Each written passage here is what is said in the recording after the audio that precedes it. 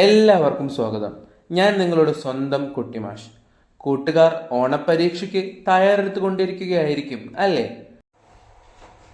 ഓണപരീക്ഷയ്ക്ക് 7ാം ക്ലാസ്സിലെ സാമൂഹ്യ ശാസ്ത്രത്തിൽ നിന്നും ആകെ 4 പാഠങ്ങളായിരിക്കും ഉണ്ടാവുക. ഈ 4 പാഠങ്ങളിൽ നിന്നും വരാൻ സാധ്യതയുള്ള ചില ചോദ്യങ്ങളാണ് ഇന്നത്തെ വീഡിയോയിൽ ഞാൻ നിങ്ങൾക്ക് പരിചയപ്പെടുത്താൻ വേണ്ടി പോകുന്നത്. അതുപോലെ തന്നെ USS ഒക്കെ പ്രിപ്പയർ ചെയ്യുന്ന കുട്ടികൾക്കും ഈ ക്ലാസ് വളരെയധികം ഉപകാരപ്പെടുന്നതായിരിക്കും. അപ്പൊ നമുക്ക് ഒന്നാമത്തെ ചോദ്യത്തിലേക്ക് പോയാലോ. ഒന്നാമത്തെ പാഠമാണ് മധ്യകാല ഇന്ത്യ. ആദ്യത്തെ ചോദ്യം, ഒന്നാം പാനിപ്പത്ത് യുദ്ധം നടന്ന വർഷം ഏതാണ്? 1526. ബാബർ ഇന്ത്യയിൽ മുഗൾ ഭരണം സ്ഥാപിക്കാൻ കാരണമായ യുദ്ധം ഏതാണ്? ഒന്നാം പാനിപ്പത്ത് യുദ്ധം. മുഗൾ ഭരണകാലത്തെ ഏറ്റവും പ്രശസ്തനായ ഭരണാധികാരി ആരായിരുന്നു? അക്ബർ ചക്രവർത്തി. മുഗൾ ഭരണകാലത്തെ ഒരു ഫ്ലോ ചാർട്ട് തയ്യാറാക്കണം. എളുപ്പമാണല്ലേ? ഹുമയൂൺ, അക്ബർ, ജഹാംഗീർ, ഷാജഹാൻ, ഔറംഗസേബ്. അറിയാലോ. അക്ബർ ചക്രവർത്തിയുടെ രാജ്യസദസ്സിൽ ഉന്നത സ്ഥാനം വഹിച്ചിരുന്നവരിൽ പ്രധാനികൾ ആരൊക്കെയായിരുന്നു? രാജ ടോഡർമാൾ, രാജ മാൻസിംഗ്, രാജ ഭഗവൻദാസ്, ബീർബൽ. തർക്കങ്ങളിൽ അന്വേഷണം നടത്തി തീർപ്പ് കൽപ്പിച്ചിരുന്ന മതപണ്ഡിതന്മാർ അറിയപ്പെട്ടിരുന്നത് ഏത് പേരിലാണ്? ഗാസിമാർ. ലണ്ടനേക്കാൾ മനോഹരമായ നഗരമെന്ന് യൂറോപ്യൻ ചരിത്രകാരന്മാർ വിശേഷിപ്പിച്ച മുഗൾ നഗരം ഏത്? ഫത്തേപൂർ സിക്രി. മുഗൾ ഭരണകാലത്തെ മുഖ്യ ചരിത്രകാരനും അക്ബറിന്റെ ഉപദേശകനുമായിരുന്ന ആൾ ആരായിരുന്നു? അബുൾ ഫസൽ. വിജയനഗരത്തിന്റെ തലസ്ഥാന നഗരി ഏത്? ഹംപി. ഭരണകാര്യത്തിനായി വിജയനഗര രാജ്യത്തെ എത്രയായി തരംതിരിക്കാം? 4 ആയിട്ട് തരംതിരിക്കാം.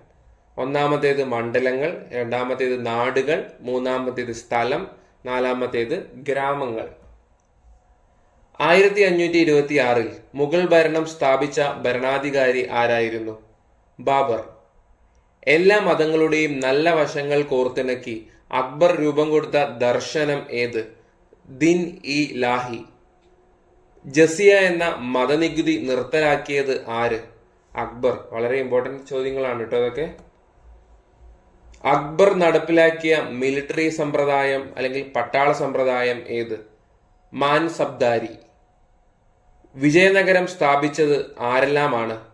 CE 1336 ഹരിഹരൻ, ബുക്കൻ എന്നീ സഹോദരങ്ങൾ ചേർന്നാണ് വിജയനഗരം സ്ഥാപിച്ചത്. വിജയനഗരത്തിലെ ഏറ്റവും പ്രശസ്തനായ ഭരണാധികാരി ആര്? കൃഷ്ണ ദേവരായർ. ഇനി രണ്ടാമത്തെ പാഠാണ്. രണ്ടാമത്തെ പാഠത്തിന്റെ പേര് മധ്യകാല ഇന്ത്യ സാംസ്കാരിക പ്രസ്ഥാനങ്ങൾ എന്നാണ്. അപ്പൊ നമുക്ക് ഒന്നാമത്തെ ചോദ്യത്തിലേക്ക് പോയാലോ. വിഷ്ണു ഭക്തർ അറിയപ്പെട്ടിരുന്നത് ഏതു പേരിലാണ്? ആഴ്വാർമാർ. ശിവഭക്തർ അറിയപ്പെട്ടിരുന്നത് ഏത് പേരിലാണ്? നയനാർമാർ. ദക്ഷിണേന്ത്യൻ ഭക്തി പ്രസ്ഥാനത്തിന്റെ ഒരു സവിശേഷത എഴുതുക. ജാതി വ്യത്യാസമില്ലാതെ എല്ലാവർക്കും പ്രവേശനം.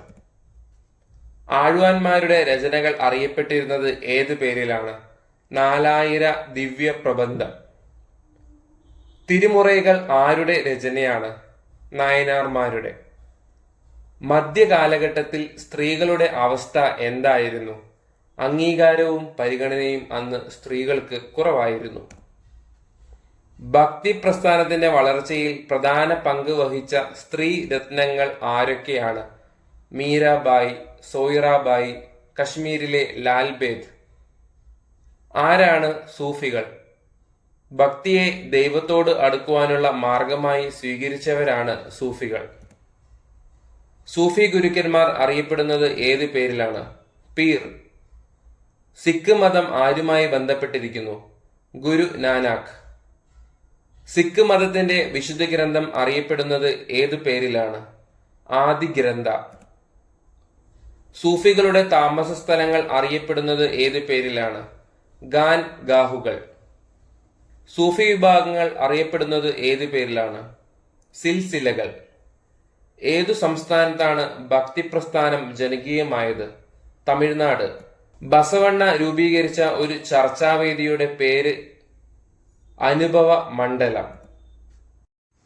അടുത്തത് മൂന്നാമത്തെ പാഠാണ് ഭരണഘടന വഴിയും വഴികാട്ടിയും.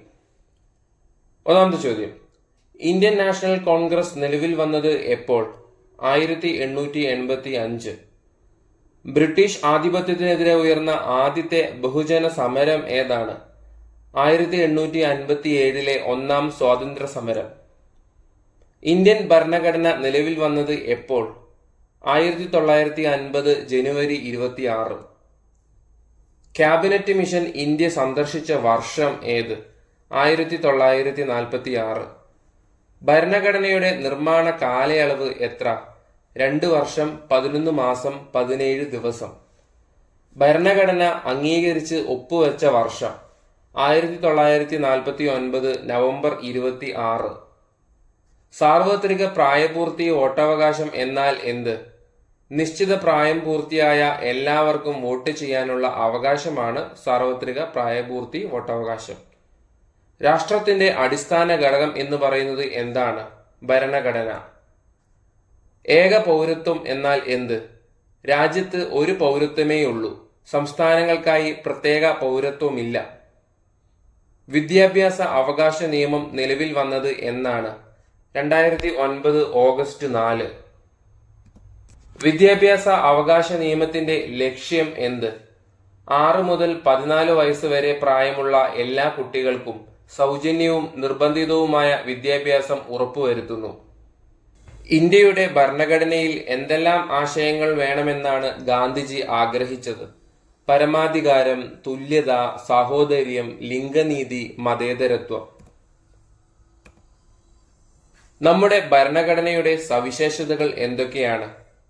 പാർലമെന്ററി ജനാധിപത്യ ഭരണം, ജനങ്ങളുടെ പരമാധികാരം, മൗലികാവകാശങ്ങൾ, മൗലിക കടമകൾ, നിയമവാഴ്ച, സാർവത്രിക പ്രായപൂർത്തി വോട്ടവകാശം, നിർദ്ദേശക തത്വങ്ങൾ, ഫെഡറലിസം, ഏക പൗരത്വം. ഇന്ത്യൻ ഭരണഘടന നിയമനിർമ്മാണ സഭയുടെ തിരഞ്ഞെടുക്കപ്പെട്ട അധ്യക്ഷൻ ആര്? Doctor Rajendra Prasad. Drafting committee chairman ആരായിരുന്നു?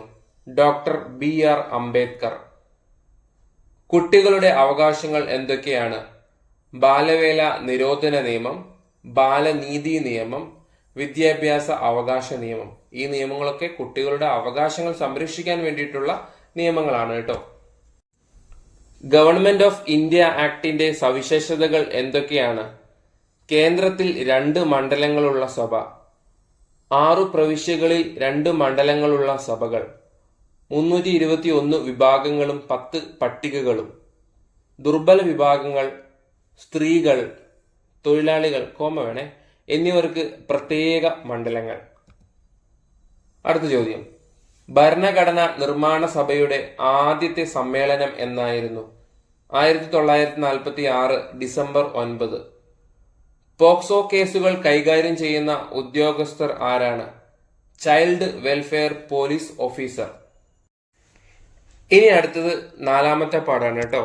4ാമത്തെ പാഠത്തിന്റെ പേര് അനീതിയിൽ നിന്നും നീതിയിലേക്ക്. 1ാമത്തെ ചോദ്യം, അനീതി എന്നാൽ എന്ത്? സമൂഹത്തിന്റെ മുഖ്യധാരയിൽ നിന്ന് വ്യക്തികളെ ഒഴിവാക്കൽ, അവസരങ്ങൾ നിഷേധിക്കൽ, സാമൂഹികമായി വിവേചിക്കൽ തുടങ്ങിയ പ്രവണതകളെയാണ് അനീതി എന്ന് പറയുന്നത്. എന്താണ് അരികുവൽക്കരണം? തുല്യ പരിഗണന ലഭിക്കേണ്ട ഇടങ്ങളിൽ നിന്നും ചില വിഭാഗങ്ങളെ മാറ്റി നിർത്തുന്ന പ്രക്രിയയെയാണ് അരികുവൽക്കരണം എന്ന് പറയുന്നത്. അരികുവൽക്കരണത്തിന്റെ കാരണങ്ങൾ എന്തൊക്കെയാവാം? വെള്ളപ്പൊക്കം, ഭൂമികുലുക്കം, ഉരുൾപൊട്ടൽ, കടൽക്ഷോഭം മുതലായ പ്രകൃതി ദുരന്തങ്ങൾ മൂലം സ്വന്തമായി ഉണ്ടായിരുന്ന വസ്തുവകകൾ നഷ്ടപ്പെടുന്നവർ അരികുവൽക്കരണം അനുഭവിക്കുന്നു. യുദ്ധങ്ങളും മറ്റ് ദുരന്തങ്ങളും ഇതിന് കാരണമാവുകയും ചെയ്യുന്നു. എന്താണ് സാമൂഹിക പാർശ്വവൽക്കരണം? ആളുകളെ പൊതു ഇടങ്ങളിൽ നിന്നും ഒഴിവാക്കൽ, അവസരങ്ങൾ നിഷേധിക്കൽ, സാമൂഹികമായി വിവേചിക്കൽ ഇതൊക്കെ സാമൂഹിക പാർശ്വവൽക്കരണമാണ്. എന്നാൽ എന്താണ് സാമ്പത്തിക പാർശ്വവൽക്കരണം? കഴിവുകൾ ഉണ്ടായിട്ടും തൊഴിലും പണവും സമ്പാദിക്കാനുള്ള അവസരങ്ങൾ നിഷേധിക്കുന്നതിനെയാണ് സാമ്പത്തിക പാർശ്വവൽക്കരണം എന്ന് പറയുന്നത്. എന്താണ് രാഷ്ട്രീയ പാർശ്വവൽക്കരണം? വോട്ട് ചെയ്യാനുള്ള സ്വാതന്ത്ര്യം, തിരഞ്ഞെടുപ്പിൽ മത്സരിക്കാനുള്ള സ്വാതന്ത്ര്യം ഇവ നിഷേധിക്കപ്പെടുന്നെങ്കിൽ അതാണ് രാഷ്ട്രീയ പാർശ്വവൽക്കരണം. സമൂഹത്തിൽ അരികുവൽക്കരിക്കപ്പെടുകയും വിവേചനം നേരിടുകയും ചെയ്യുന്ന വിഭാഗങ്ങൾ ആരൊക്കെ? സ്ത്രീകൾ, ട്രാൻസ്ജെൻഡറുകൾ, ദളിതർ, ഗോത്ര വിഭാഗക്കാർ, അഭയാർത്ഥികൾ, ഭിന്നശേഷിക്കാർ. മഹാത്മാ അയ്യങ്കാളിയെപ്പറ്റി കുറിപ്പ് തയ്യാറാക്കുക. വിദ്യാഭ്യാസം നിഷേധിക്കപ്പെട്ടവർക്ക് തുല്യ അവസരങ്ങൾ ലഭ്യമാക്കാൻ മഹാത്മാ അയ്യങ്കാളി പരിശ്രമിച്ചു. ഉയർന്ന ജാതിയെന്നോ താഴ്ന്ന ജാതിയെന്നോ വ്യത്യാസമില്ലാതെ എല്ലാവർക്കും ഒരേപോലെ വിദ്യാഭ്യാസം ലഭിക്കാൻ അയ്യങ്കാളി പോരാടി. പഞ്ചമി എന്ന ദളിത് ബാലികയെ സവർണ ജാതിക്കാർ പഠിക്കാൻ അനുവദിച്ചിരുന്നില്ല. ഇതിൽ പ്രതിഷേധിച്ചുകൊണ്ട് പഞ്ചമിയുടെ കൈ പിടിച്ച് അയ്യങ്കാളി സ്കൂളിലേക്ക് വരികയും സ്കൂളിൽ കയറ്റി ഇരുത്തുകയും ചെയ്തു. ക്ലാസ് ഇഷ്ടമായെങ്കിൽ ഈ ചാനൽ സബ്സ്ക്രൈബ് ചെയ്യാൻ മറക്കില്ലല്ലോ അല്ലേ? ആ ബെൽ ബട്ടൺ കൂടെ അമർത്താൻ മറക്കരുത്. വിവിധ പാഠഭാഗങ്ങളുടെ മെറ്റീരിയലുകളും PDF-കളൊക്കെ ലഭിക്കുന്നതിനായിട്ട് ഒരു വാട്സപ്പ് ചാനൽ തുടങ്ങിയിട്ടുണ്ട്. ആ ചാനലിന്റെ ലിങ്ക് തൊട്ട് താഴെ ഡിസ്ക്രിപ്ഷനിൽ കൊടുത്തിട്ടുണ്ട്. താല്പര്യമുള്ളവർക്ക് ആ ചാനലിൽ ജോയിൻ ചെയ്യാവുന്നതാണ്.